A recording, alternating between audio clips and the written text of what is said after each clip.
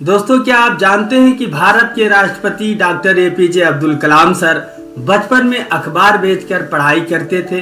अगर आप इंटरेस्टेड हैं ऐसे महान पुरुषों के बारे में जानने के लिए तो हमारे चैनल को सब्सक्राइब करें और वीडियो को लास्ट तक जरूर देखें। दोस्तों, doctor APJ Abdul Kalam sir कहते हैं कि सपने वो नहीं होते जो आप सोते हुए देखते हो, बल्कि सपने वो होते हैं जो आपको सोने ही नहीं देते। आज हम एक ऐसे इंसान की कहानी सुनेंगे जिसने इन शब्दों को अपनी जिंदगी का मंत्र बना लिया। एक ऐसा बच्चा जो स्कूल की फीस भरने के लिए सुबह 4 बजे उठकर मीलों पैदल चलता था और रेलवे स्टेशन पर अखबार बांटता था। वो बच्चा आगे चलकर भारत का मिसाइल मैन और जनता का राष्ट्रपति बना। हाँ, हम बात कर रहे हैं करोड़ों भारतीयों के प्रेरणा स्रोत डॉक्टर अबुल पारेख जैनुलाब्दीन कलाम सर की। उनका जन्म 15 अक्टूबर 1931 को तमिलनाडु के रामेश्वरम में एक बेहद साधारण परिवार में हुआ। उनके पिता जैनुलाब्दीन एक नाविक थे और माता आसियम्मा एक गृहिणी। घर में पैसे की हमेशा तंगी रहती थी, लेकिन नन्हे कलाम की आंखों में आसमान छूने की एक अलग ही चमक थी। अपनी पढ़ाई का खर्चा निकालने के लिए कलाम साहब सुबह सुबह दिन मणि अखबार बेचा करते थे।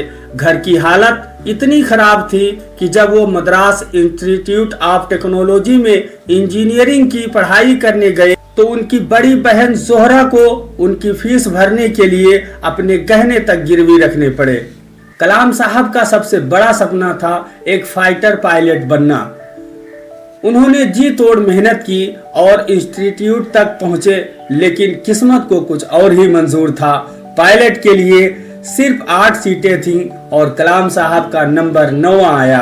वो सिर्फ एक कदम अपने सबसे बड़े सपने से दूर थे और वो चूक गए। वो बहुत निराश हुए, टूट गए। लेकिन कहते हैं ना कि जब ऊपर वाला एक दरवाजा बंद करता है तो कामयाबी का एक बहुत बड़ा दरवाजा खोल देता है। उन्होंने हार नहीं मानी और विज्ञान का रास्ता चुना। वो इसरो से जुड़े। उनके नेतृत्व में भारत ने अपना पहला स्वदेशी सैटेलाइट लॉन्च व्हीकल बनाया।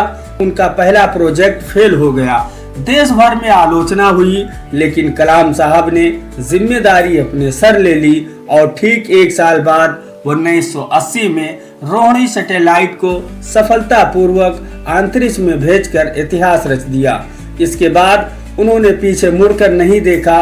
उन्होंने भारत के मिसाइल प्रोग्राम की कमान संभाली। अग्नि और पृथ्वी जैसी स्वदेशी मिसाइलें बनाकर उन्होंने भारत को दुनिया के सबसे ताकतवर देशों की कतार में लाकर खड़ा कर दिया और यहीं से उन्हें दुनिया मिसाइल मैन ऑफ इंडिया के नाम से जानती है। साल 2002 में डॉक्टर कलाम सर भारत के 11वें राष्ट्रपति बने, लेकिन वो कभी आम राजनेताओं जैसे नहीं रहे। उन्हें पीपल्स प्रेसिडेंट कहा गया। राष्ट्रपति भवन के दरवाजे आम लोगों और खास तौर पर बच्चों के लिए हमेशा खुले रहते थे।